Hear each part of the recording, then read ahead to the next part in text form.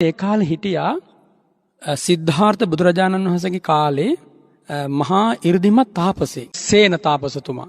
එතුමාට සිද්ධාර්ථ බුදුරජාණන් වහන්සේ මුණ ගැහුණාම ඇතිවෙච්ච හදවතේ සතුටට එතුමා බුදුරජාණන් වහන්සේගේ ආශ්චර්යමත් ජීවිතය අලලා ගාථා කිහිපයකින් ප්‍රශංසා කළා. එතකොට මෙතුමා ගුණ ගායනා කළේ අසමසම සිද්ධාර්ථ බුදුරජාණන් වහන්සේගේ. එතුමා ප්‍රකාශ කරනවා ඒ ජීවමාන සම්බුදුරු අභියස උසභං පවරං වීරං මහේසින් විජිතාවිනං සුවන්න වන්නං සම්බුද්ධං කෝදිස්වාන පසීදති. මොන පළමු ගාථාව. වර්ණ මේ ගාථාට එක ලියාගෙන පාඩම් කරගෙන උදේ හවා කියන්න පුළුවන් එක මහත්ම බුද්ධානුස්සතිය. මම මේ නිසා මේ ගාථා හතර ඉස්සෙල් ප්‍රකාශ කරලා ඉන්නා නේද? උසභං පවරං වීරං මහේසින් විජිතාවිනං සුවන්න වන්නං සම්බුද්ධං කෝදිස්වාන පසීදති. පළමු ගාථාව. ඒ ගාථාවේ තේරුම තමයි වරුණ වෘෂභ රාජයෙක් බඳු උතුම් වූ මහාවීර වූ උසභං පවරං වීරං මහේසින් ඍෂිවරුන් අතර මහත්ම ඍෂිවරයා වූ විජිතාවිනං කෙලෙස් සටන දිනුවා වූ මාර පරාජය කළා වූ සුවන්න වන්නං සම්බුද්ධං රන්වන් ශ්‍රී ශරීරය දරන සුවන්න වන්නං සම්බුද්ධං ඒ බුදුරජාණන් වහන්සේ කෝදිස්වාන පසීදති දැකලා කාගේ සිතේ නම් පැහැදීමක් ඇති නොවේ විද. සියල්ලන්ගේම සිතේ පැහැදීම ඇති වෙනවා කියන එක තමයි පළමු ගාථාව. ඊළඟට දෙවෙනි ගාථාව තමයි හිමවාව අපරිමේයෝ සාගරෝව දුරුත්තරෝ තතේව ඥානං බුද්ධස්ස කෝදිස්වාන පසීදති. තේරුම තමයි වරුණ හිමවාව අපරිමේයෝ හිමාල පර්වතය යම්සේ දිගක් පළලක් හඳුනා ගන්නට සාමාන්‍ය කෙනෙකුට නොහැක්කේද. ඒ වගේම සාගරෝව දුරුත්තරෝ මහා සාගරයේ ගැඹුර දිග පරලය තරණය කරන්න ලෙහෙසියෙන් කෙනෙකුට බෑ. තතේව ඥානං බුද්දසාන්නේ වගේ මේ බුදුරජාණන් වහන්සේගේ සමාධිය ධානය ඒ උත්තම සමාධිය එවන් වූ සමාධියක් දරන බුදුරජාණන් වහන්සේ දැක කෝදිස්වාන පසීදති කවුරුනම් නොපහදීද. ඔනක තමයි දෙවෙනි ගාථාව. ගාථාවේ තේරුම. තුන්වෙනි ගාථාව තමයි වරුණ වසුධා යතහා අප්පමෙය්‍යා චිත්තා වන වටංසකා තතේව සීලම් බුද්ධස්ස කෝදිස්වාන පසීදති. මේ මහා පොළව යම්සේ විසිතුරු වනාන්තර කඳු ගිරි සිකර ගංගා ඇල දොලින් සෝභමාන විශාල ප්‍රදේශයක පැතිර තිබේද. ඒ වගේම අන්න එබඳු සීලයක් දරන්නා වූ තතේව සීලම් බුද්ධස්සේ එලෙසින් පැතුරුණු ගැඹුරු සීලයක් දරන බුදුරජාණන් වහන්සේ දැක කවුරුනම් නොපහදීද සියල්ලෝ පහදින්නාහ. ඊළඟ හතරවෙනි ගාථාව තමයි වරුණ අනිල්ජෝව අසංකෝබෝ යතහා කාසෝ අසංකියෝ තතේව ඥානං බුද්දස්ස කෝදිස්වාන පසීදති. තේරුම තමයි මහා සාගරය කිසිසේත් සාමාන්‍ය කෙනෙකුට කලඹන්නට බෑ. අනන්ත ආකාශයෙහි දිගක් පළලක් මනින්නට බෑ. එලෙසින් කැළඹිය නොහැකි දිගක් පළලක් හඳුනාගත නොහැකි මහා ඥානයක් ඇත්තේය බුදුරජාණන් වහන්සේට. එවන් ඥානධාරී බුදුරජාණන් වහන්සේ දැක කවුරුනම් නොපහදීද සියල්ලෝ පහදින්නාහ.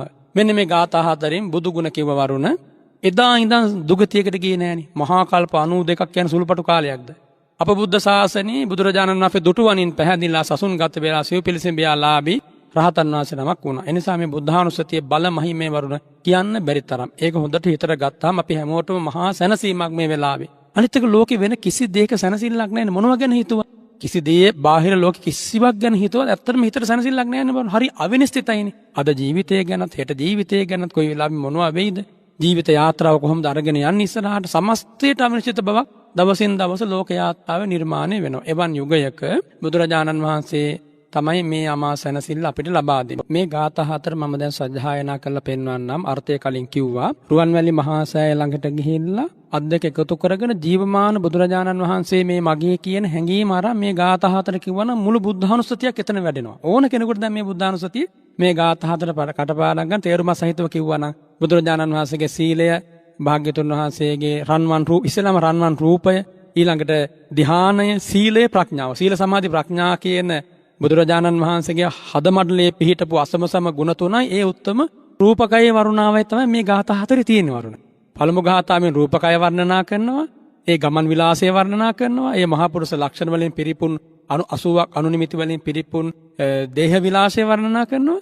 ඊළඟට එවන් ඒ උත්තම ශ්‍රී ශරීරය දරාගෙන සිටිමින් වැඩ සිටින බුදුරජාණන් වහන්සේගේ උත්තම සමාධිය, හිතේ ඇති නිස්කලංක භාවය, ඊළඟට සීල, ඊළඟට අවසාන වශයෙන් විස්මිත ඥානය අහසට උපමා කරලා දේශනා කරනවා. මං හිතන්නේ ගිහි පැවිදි අපි ඔක්කොම පාඩම් කරගෙන නිතර වරුණ මේ ගාථා 4 සජ්ජායනා කරන්න බුද්ධ වන්දනාවේදී. නිතර සජ්ජායනා කරන ගමනක් බිමනක් යන ගමන්. ඒක මහත්ම පිළිසරණක් වෙයි. ඔබේ ඉල්ලීම අනුව මම මේ ගාථා 4 මේ වෙලාවේ සජ්ජායනා කරන්නම්. අපේ පිරිසට පුළුවන් ඒක නැවත අහලා ඒ උච්චාරණය කරන විදිහ අනුව අර්ථය මෙනෙහි කරමින් සජ්ජායනා කරන්න. නමෝ තස්ස භගවතෝ අරහතෝ සම්මා සම්බුද්දස්ස උසභං පවරං වීරං මහේසින් විජිතා විනං සුවන්න වන්නං සම්බුද්ධං කෝදිස්වානප් පසීදති හිමවාව අපරිමෙය්‍යෝ සාගරෝව දුරුත්තරෝ තතේව ඥානං බුද්ධස්ස කෝදිස්වානප් පසීදති වසුධායතහා අප්පමෙය්‍යා චිත්තාවන වටංසකා තතේව සීලං බුද්ධස්ස කෝදිස්වානප් පසීදති අනිලජෝව අසංඛෝ භෝ යතහාකාසෝ අසංඛියෝ තතේව ඥානං බුද්ධස්ස කෝදිස්වානප් පසීදති ඔය ගාථා 4 පුළුවන් වාර ගන්න දැන් බලන්න මිනිත්තුවක්වත් ගියේ නැහනේ. ඉතින් දවසක් කී වතා උදේ අවදි වෙච්ච ගමන් පුළුවන්. ඊළඟට ගමනක් බිමනක් යන ආරම්භයේ පුළුවන්. යන ගමන් පුළුවන්. වැඩක් පොලක යෙදෙන ගමන් පුළුවන්. වත්තේ පිටේ වැඩ කරන ගමන් පුළුවන්. මහා බෝධින් වහන්සේ මහා සෑය දනදා ස්වාමීන් වහන්සේ බලන්න ගියපු ගමන් පුළුවන්. ජීවමාන සංඥාව මගේ බුදුරජාණන් වහන්සේ මේ ජීවමාන වැඩ ඉන්නේ කියන හැඟීම උපද්දවාගෙන කිව්වනම් එදා අර මහා තාපසේ ලැබපු ආනිසංසෙ මඩුවක් නැතුව ලැබෙනවා. බලන්න කොච්චර උතුම් දායාදයක්ද අපිට මේ ධර්මය තුළ වර්ණ ලැබෙන්නේ නේ. චිත්ත රූප මැවෙන ආකාරයෙන් දැන් බුදුරජාණන් වහන්සේ හදවතින් මවා බලන්න ඕනි. දැන් මේ ආශ්චර්යම සොඳුරු රූපය අස්සබියසට එන්නේ නැති බව විද්‍යමානයිනේ. නමුත් දැන් අපි චිත්ත රූප අනුසාරයෙන් ඒ උත්තම බුදු රූපේ මම බලන්න ඕනේ. ඒකට මහා පුරුෂ ලක්ෂණ ටික අනිවාර්යෙන් වර්ණ කටපාඩම් කරගන්න ඕනේ. බුදුරජාණන් වහන්සේගේ ශ්‍රීමත් ශරීරයේ පිහිටා පැවති මහා පුරුෂ ලක්ෂණ. ඒ වයින් තමයි සාමාන්‍ය මිනිසෙකුට වඩා වෙන්ව බුදුරජාණන් වහන්සේ ඉස්මතු වෙලා පේන්නේ. ඊළඟට ඒ ශ්‍රී ශරීරයෙන් විහිද විකසිත වෙන රැස් ධාරා. ඊළඟට 80ක් අනුනිමිති මේවා අනිවාර්යෙන් පාඩම් කරගන්න ඕනේ. ඔබ අහලා තියෙනවද වරුණ අර ගාථා කීපයක් තියෙනවා අර බහුං වේ සරණං යන්ති පබ්බතානි වනානිච කියලා. මේ ලෝකේ බොහෝ මිනිස්සු බය තැති ගැනීම සංවේගයේ අවිනිශ්චිත භාවය ඉදිරියේ පර්වත කඳු ගිරි සිකර එබඳු গুপ্ত ස්ථාන සරණ යනවා. හැබැයි නේතංකෝ සරණං ගේ සරණ කිසිම පිහිටක් නැහැ කියන භාග්‍යතුන් වහන්සේ. යම් කෙනෙක් බුද්ධංච ධම්මංච සංඝංච සරණං ගත්තොත් තුනුරුවන් මහා පෙළ සරණ ගියොත් චතුරාර්ය සත්‍ය දැක්කොත් ඒතංකෝ සරණං කියමන් ඒතං සරණ මුත්වා. ඒක තමයි උත්තම සරණ, ඒක තමයි එකම සරණ. ඉතින් මරණේ ඒ සරණ අහිමි වෙච්ච ජන ප්‍රජාවනේ ලෝකෙ වැඩි. ඒ සරණය අහිමි වෙච්ච ජන ප්‍රජාව තමයි ලෝකෙ වැඩි. එතකොට ඒ අයට බුද්ධ කියන වචනේ පවා සමනත වැකෙන්නේ නැහැ. මනුස්ස ලෝකෙට පෙර පිනට එනවා මොන හරි කළා ජීවිත කාලය අවසන් කරනවා. මනුස්ස ලෝකෙන් යන්නේ සාතිශය භයානක තැනකට. හැබැයි ඒ අය යන්නෙම දෘෂ්ටියක. එහෙම භයානක තැනකට යනවා කියලා වැටහීමක් නැහැ.